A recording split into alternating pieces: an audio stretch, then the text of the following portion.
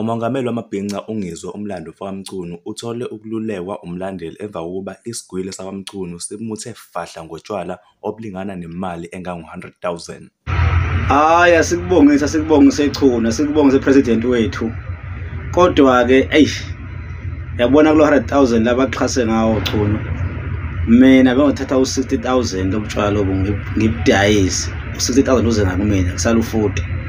Kulo 40 osele u-30 nginikeza abantu utshwala bephuze. Obuka 10,000 ngiyibeke imali yakhona ngibhinca.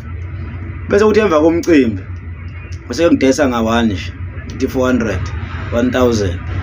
Ungadlala abantu basibeyothi mbo bezophuza lobutshwala lo ngoba babe kuphi kanti bayasasimo sakho. Babe kuphi ngo-2019 November 2002. Babe kuphi.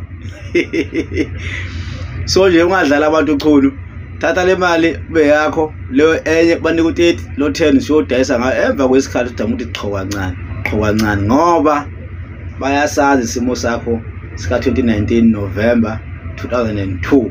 Bengadlali abantu manje ayina amahudi manje bazocidisa izinqala bezofuna lobutshalo gede.